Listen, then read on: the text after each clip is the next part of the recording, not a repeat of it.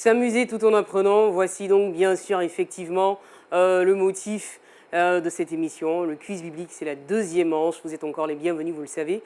Moi, je ne suis pas seul, toujours accompagné de mon public. Shalom. Bienvenue dans la deuxième manche. Une deuxième manche au cours de laquelle nous aurons Jean, Esdras et bien sûr Séverin qui vont m'accompagner. Allez les amis, vous pouvez venir rejoindre vos différents pupitres. On va s'amuser tous ensemble. Allez, Jean, comment tu vas? Je vais bien par la grâce de Dieu. Il se porte bien, Jean. Qu'est-ce qu'il a fait avant de venir ici aujourd'hui? Bon, méditer un peu. Il a médité un peu, voilà. Il n'a pas mangé avant de venir? Bon. D'accord. Esdras, qu'est-ce que lui, il a fait avant de se retrouver ici avec nous aujourd'hui? J'ai juste dormi. Dormi Voilà, un tout petit peu. Juste me reposer. Et Séverin, à son tour, qu'est-ce qu'il a fait? Juste méditer. Méditer. Alors, je reste avec toi, Séverin. Qu'est-ce que tu fais dans la vie? Est-ce que tu es toujours élève? Tu vas à Je l'école? suis élève en classe de terminale. D'accord. Esdras, toi, qu'est-ce que tu fais aussi à l'église? Disons que Esdras, par la grâce de Dieu, est rentré dans la vie professionnelle. J'ai eu tout récemment obtenu mon diplôme de technicien en bâtiment. Et par la grâce de Dieu, j'ai pu décrocher un stage emploi dans une entreprise La Place. On peut l'applaudir, c'est un technicien en bâtiment. Ouais. Merci beaucoup. Et Jean? Alors Jean, qu'est-ce qu'il fait? Je suis un assistant comptable. Voilà, toujours en quête d'emploi. Et nous sommes en attente de voir la grâce de Dieu. De voir la grâce de Dieu se manifester. Je crois que, effectivement, cette grâce de Dieu, tu pourras l'avoir dans ta vie. En tout cas, candidat, très contente de vous avoir à ces différents pupitres. Merci. Vous êtes là pour jouer. On n'attend que ça. Alors, c'est parti pour le jeu. Première rubrique, vrai ou faux?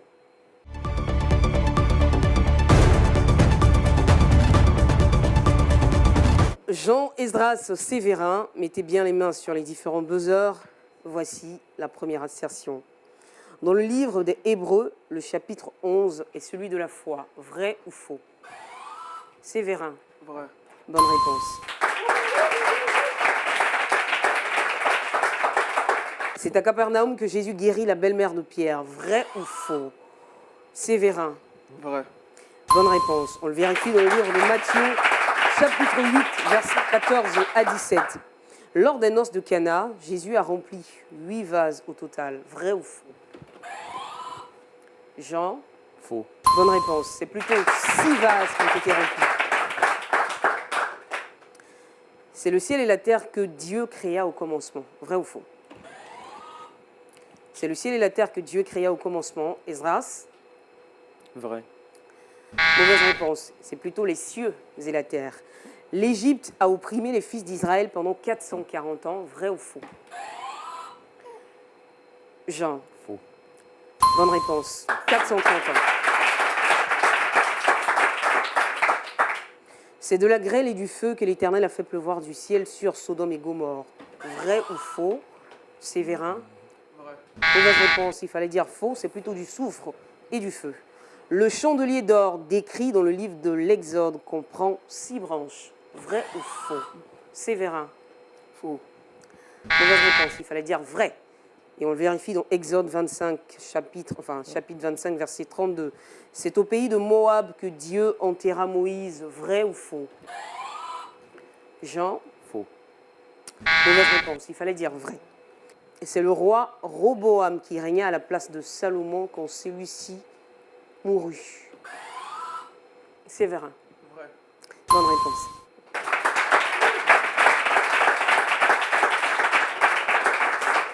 Mais attention, il y a une dernière question. Attention, une dernière question. Jacob aimait Joseph plus que ses autres fils parce qu'il l'avait eu dans sa vieillesse. Vrai ou faux? Jean? Faux. Mauvaise réponse, il fallait dire vrai. Et on le vérifie dans Genèse 37, verset 3. Vous pouvez vous applaudir, chers candidats. On en a fini avec la première étape. Alors les amis, c'est bon? Ça va, on tient toujours le coup? On va passer dans quelques instants seulement à la deuxième rubrique. Et chez nous, ici, sur ce plateau, la seconde rubrique, nous l'appelons les questions à thème.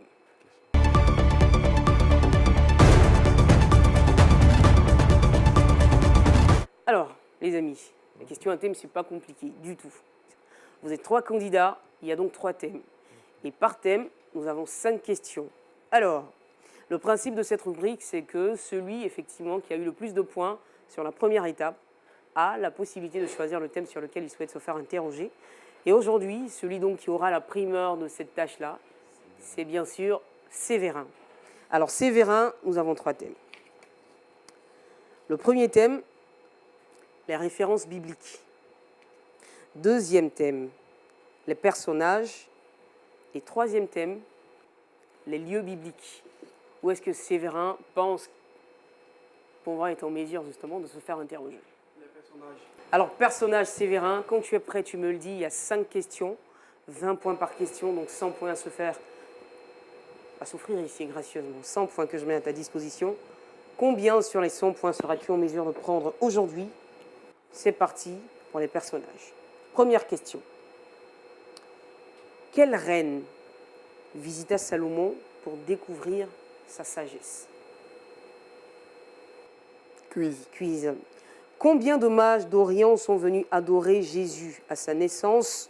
7, 8 ou la Bible n'en précise pas le nombre? La Bible n'en précise pas le nombre. La Bible n'en précise pas le nombre. C'est une bonne réponse. De quel instrument jouait David pour soulager Saül? Quiz. Il fallait nous dire simplement une harpe. Qui fut chargé de reconstruire la muraille de Jérusalem? S'agit-il de Néhémie ou s'agit-il de Josué? Josué. Mauvaise réponse, il fallait dire Néhémie. Enfin, 5e et dernière question, quel roi de Juda commit le plus d'abominations que les nations païennes? S'agit-il de Manassé ou s'agit-il d'Esdras? Quel roi de Juda commis le plus d'abominations que les nations païennes? Manassé ou Esdras? Manassé. Bonne réponse, Manassé. Et voilà, Séverin, on en a fini avec toi. Tu auras le temps de souffler un tout petit peu. Voilà, le temps que je cuisine aussi tes 2 autres adversaires. Et Jean, ça sera donc à ton tour de choisir l'un des 2 thèmes restants. Les lieux bibliques, les références bibliques. Lieu, référence. Alors, lieu, référence, Jean. Référence biblique. Références bibliques. Alors, public, il a choisi les références bibliques. Il aura également 5 questions à raison de 20 points par question. Est-ce qu'il pourra prendre tous les 100 points que je lui offre, que je mets à sa disposition aujourd'hui? On le vérifie maintenant. Quand tu es prêt, Jean, tu me le dis et c'est parti. C'est bon, on peut y aller. Les cieux racontent la gloire de Dieu et le firmament met en évidence l'œuvre de ses mains. Est-ce que nous retrouvons ce passage biblique dans le livre des Psaumes 19, verset 2 ou dans le livre des Psaumes 19, verset 3? Psaume 19, 3. Attention, Psaume 19, verset 3. Malheureusement, tu viens de perdre 20 points. Il fallait dire Psaume 19, verset 2. Lequel de ces psaumes est-il le psaume de Moïse? Le psaume 90 ou le psaume 95? Le psaume 90. Le psaume 90 est effectivement le psaume de Moïse. 20 points pour toi. Dans quel texte ou passage biblique retrouvons-nous ce verset? Un seul et même esprit opère toutes ces choses, distribuant à chacun ses dons en particulier comme il le veut. Est-ce dans 1 Corinthiens 12, verset 11 ou 2 Corinthiens 12, verset 11? 1 Corinthiens 12, le verset 11. Et c'est une très bonne réponse.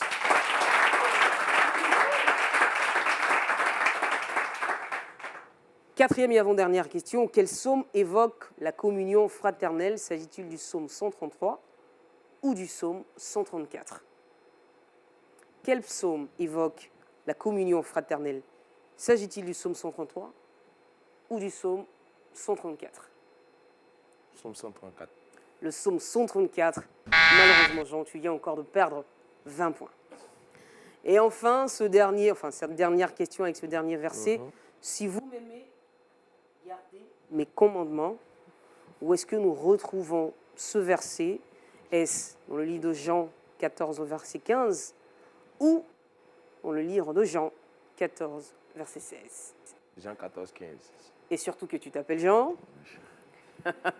Jean 14, verset 15. Alors Jean nous dit, si vous m'aimez, gardez mes commandements. Jean 14, verset 15, c'est ton dernier mot. Tu en es sûr, mais c'est une très bonne réponse. Merci beaucoup. Alors, le dernier donc à se faire cuisiner par moi aujourd'hui sur ces questions à thème. Et bien sûr, il s'agit de Esdras. Alors Esdras, on n'a plus le choix, d'accord? On n'a plus le choix. On va subir ce dernier thème, lieu biblique. C'est bon? Ok, c'est bon. Donc, je mets 100 points à ta disposition dans un panier et tu pourras prendre le nombre de points que tu veux. Tu pourras en prendre 20, 40, 60, 80, mais je souhaite même que tu prennes les 100 points. C'est parti. Première question, la voilà. D'où était la veuve qui nourrit Élie le Tishbite? Première proposition de réponse. De Sarepta ou de Béthanie? De Sarepta. De Sarepta, c'est une bonne réponse.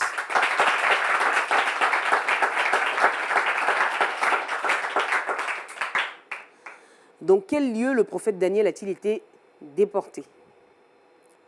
Et malheureusement, ici, il n'y a pas de proposition de réponse. Dans quel lieu le prophète Daniel a-t-il été déporté? Quiz. D'accord. Troisième question. Où Élie le Tishbite a-t-il défié les prophètes de Baal? Est-ce à Jérusalem? Est-ce sur le mont Carmel? Le mont Carmel. Le mont Carmel, c'est une bonne réponse.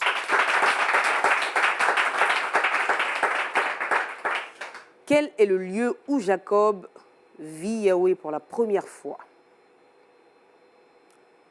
Est-ce à Bethel? Est-ce à Babylone? À Bethel. À Bethel, c'est une bonne réponse. Et enfin, dernière question, dans l'épître de Tite, où Paul compte-t-il passer l'hiver? Est-ce que c'est à Nicopolis ou est-ce que c'est en Italie? À Nicopolis. À Nicopolis. Je crois que c'est ce que tu veux dire. À Nicopolis, et c'est une bonne réponse. Merci beaucoup. Et donc, sur les 5 questions, je pense que tu as donné une bonne réponse à 4 d'entre elles. Malheureusement, tu as buté sur la deuxième question. Dans quel lieu le prophète Daniel a-t-il été déporté? Il fallait simplement dire à Babylone. Et on en a fini. On peut applaudir très fort nos différents candidats. Merci, merci, merci, merci, merci, merci. Merci. Alors, Jean, Esdras et Sévérin, c'est bon? On peut poursuivre? Tout va bien, j'espère? Tout va très bien. D'accord. Alors les amis, on va y aller pour la dernière partie de cette émission. Donc le dernier virage, c'est les questions de rapidité. Donc je vous offre encore 10 questions. Il y a encore des points à se prendre ici. Tout peut changer d'une minute à l'autre. Vous pouvez encore faire basculer votre compteur de points.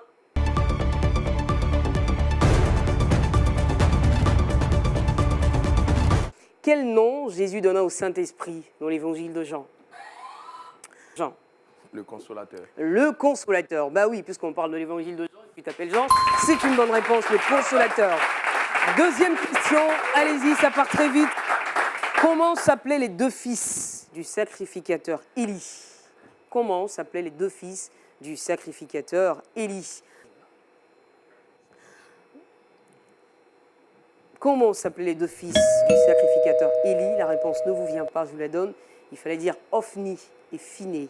Que signifie Yahvé Rapha? Et on pourra voir effectivement le sens de Yahvé Rapha dans le livre d'Exode chapitre 15, verset 26. Que signifie Yahvé Rapha? Jean, Esdras, Sévérin, Jean.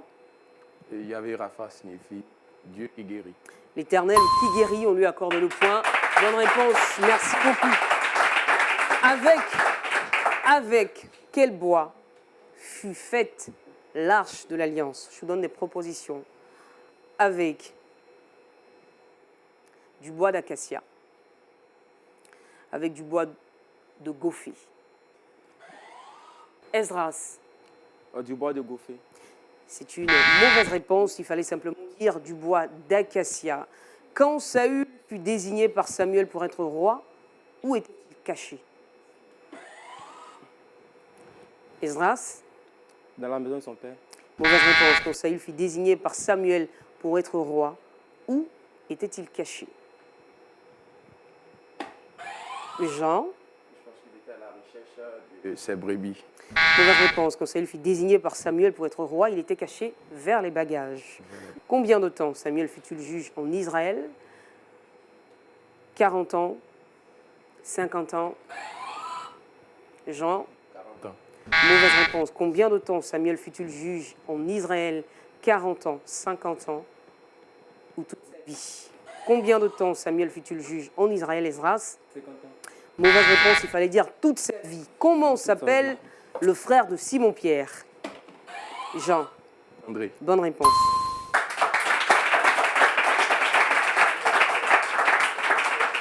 Quel était le nom du père de Rebecca? Alors je vous donne des propositions. Béta, Bécha, Béchel ou Bethuel. Quel était le nom du père de Rebecca? Jean. Bonne réponse. Et enfin, avant-dernière question, dans quel jardin Jésus avait-il coutume de se retirer? Jean. Dans le jardin de Gethsémane. Dans le jardin de Gethsémane, c'est une bonne réponse. Et enfin, dernière question, qui fut le premier des patriarches? C'est la dernière question. Abraham.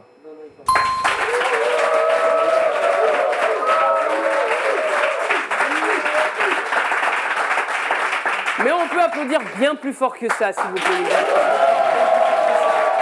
Bien plus fort, bien plus fort, bien plus fort, bien plus fort. Alors, Jean, Esdras, Sévérin, vous savez quoi? Ben, c'est la fin. Hein, c'est la fin. On en a fini avec les différentes étapes. Ça va? Oui, ça va va. toujours, on est Oui, content, il y a toujours. toujours le sourire. Esdras, comment tu te sens après, Ouais, voilà, ben, après toutes ces étapes-là? c'est vraiment pas facile, mais ça s'est bien déroulé. Ça s'est bien déroulé. Oui, oui. Alors, Sévérin, et toi de ton côté, ça va mieux? Oui, ça va très bien. Ça va très bien. Et Jean? En tout cas, merci et félicitations donc encore à vous tous. Hein. Voilà, vous n'avez pas du tout démérité. Je sais que les questions n'étaient pas aussi simples que ça, mais vous avez fait l'effort d'avoir quand même de très bonnes réponses. Alors, ceux qui tomberont aujourd'hui, c'est pas bien grave. Vous pourrez revenir. La porte est grandement ouverte, vous reviendrez quand vous le souhaitez. Et je parle bien sûr donc de Sévérin et de Esdras pour qui l'aventure s'arrête ici et maintenant. Ils nous disent au revoir, mais ils sont tombés avec les armes à la main. On les applaudit quand même très fort. Voilà. Et le grand gagnant pour cette deuxième manche est notre bien-aimé Jean, que nous allons ovationner, mais vraiment fortement. C'est le gagnant de la deuxième manche. Alors Jean, ce que tu dois savoir pour la suite, c'est que tu es directement qualifié donc pour la finale. En tout cas, je te souhaite bon vent. Retourne donc chez toi, replonge dans la Bible, va te préparer. Tu as encore 2 semaines avant la finale. Et vous aussi, merci beaucoup et à la semaine prochaine.